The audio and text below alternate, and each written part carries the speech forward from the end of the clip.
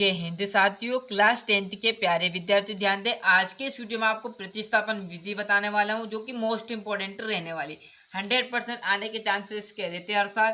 Clear, और अधिकतर बार ये पेपर में भी आ चुकी। क्लियर है। तो देखिए, इस तरह से आपको प्रतिस्थापन विधि समझाओगे, यहीं पर आप चुटकियों में प्रतिस्थापन विधि एक ही सवाल में समझाओगे। क्लियर है।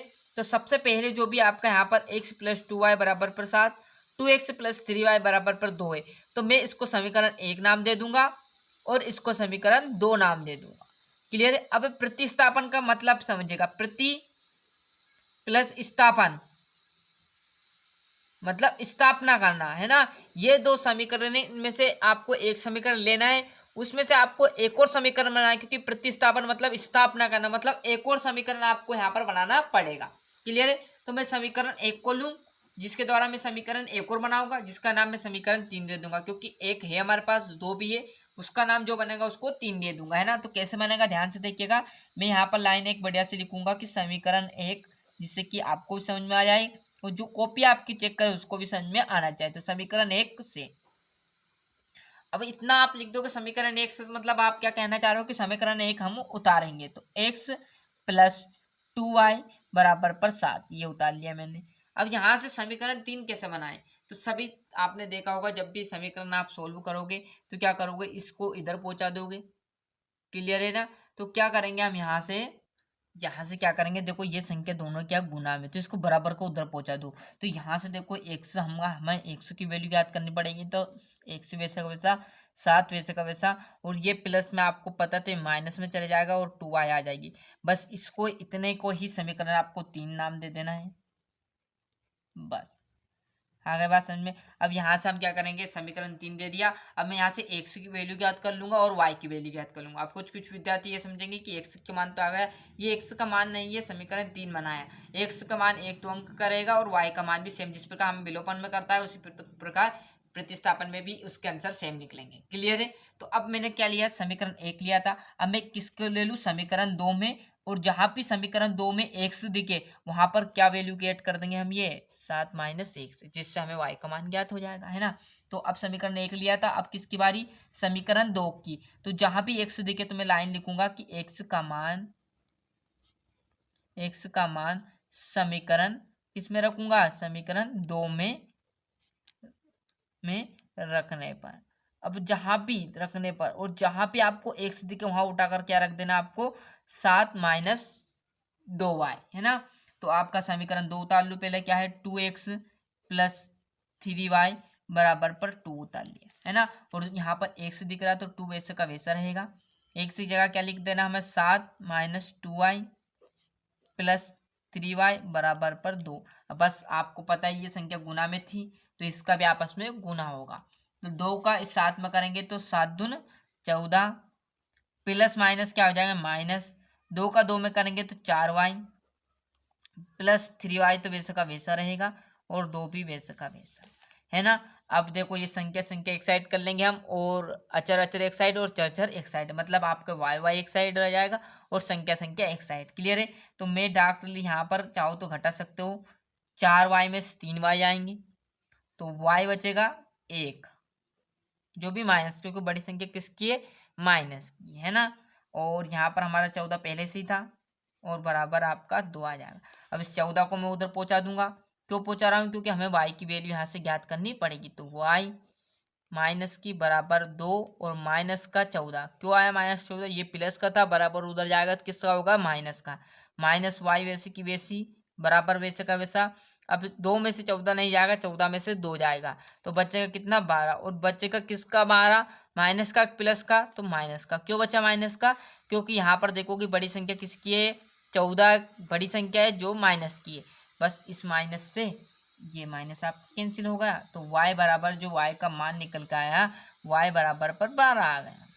इतनी बात समझ में आ गई सभी विद्यार्थी को, कुछ भी नहीं किया, यहाँ तक समझेगा। समीकरण 1 पहले से दिया, समीकरण 2 दिया, मैंने समीकरण 1 उतार लिया, जिससे क्या किया, प्रतिस्थापन मतलब स्थापना की, तो मैंने समीकरण 3 बना दिया।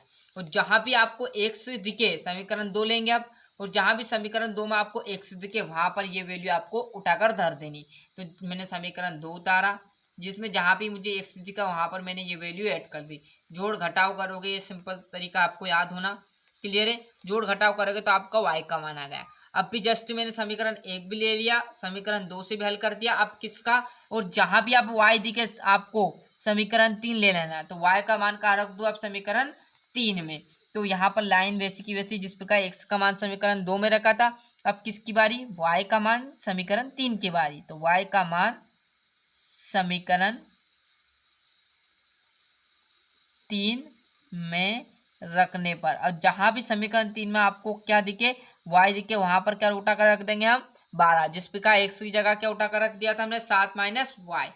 तो अब y का मान समीकरण 3, तो समीकरण 3 कहाँ पर है, समीकरण 1 लिया, देखो यहाँ पर समीकरण 1 लिया, यहाँ पर समीकरण 2 लिया, अब किसकी बारी, समीकरण 3। तो समीकरण 3 कहाँ पर, यहाँ पर, तो x बराबर 7 माइनस 2y। तो मैं भी यहाँ पर लिखूंगा क्या, x बराबर 7 माइनस 2y, ये समीकरण 3 उतार लिए यहाँ पर। क्लियर है, और जहां भी आपको क्या दिखे, y दिखे, वहां पर क्या धर देना, y का मान धर देना।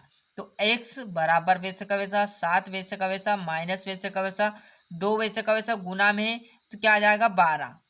क्यों आ गया, y की जगह हमने 12 धर दिया, क्योंकि y का मान हमें पता है, जब तो x का मान ज्ञात होगा। तो x बराबर 7 वैसे का वैसा, माइनस वैसे का वैसा, और 12 इंटू आप 2 करोगे तो 12 दून 24।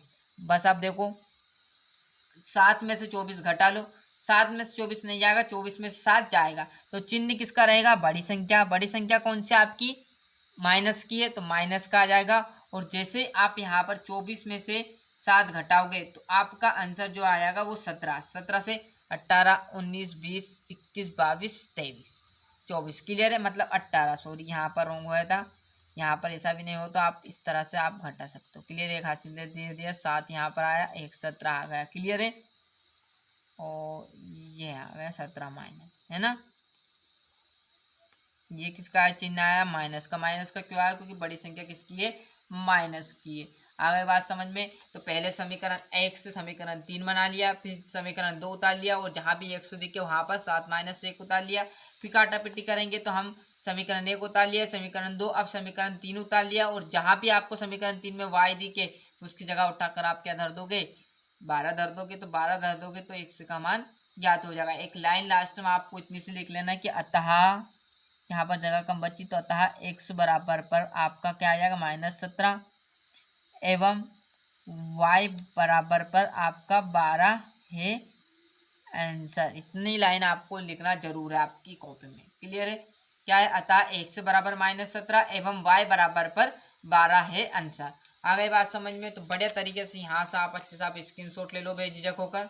थोड़ा सा जूम कर देता हूँ हनी, जिससे आपको स्क्रीनशॉट लेने में दिक्कत ना हो, ये है ना। आज के लिए इतना ही, मिलते हैं इसके नेक्स्ट वीडियो में। और जितना हो सके अधिक से अधिक इस वीडियो को शेयर कीजिए, जिससे प्रत्येक विद्यार्थी के पास पहुंच सके। क्लियर है, विलोपन विधि मैंने अच्छे से समझाई हुई, जिससे भी आप चुटकियों में विलोपन विधि सीख जाओ। क्लियर, यदि कहीं और में से क्लास 10th में आपको दिक्कत आती हो तो कमेंट कीजिए, उसका आंसर आपको मैं तुरंत इस चैनल से प्रोवाइड करा दूंगा। क्लियर है।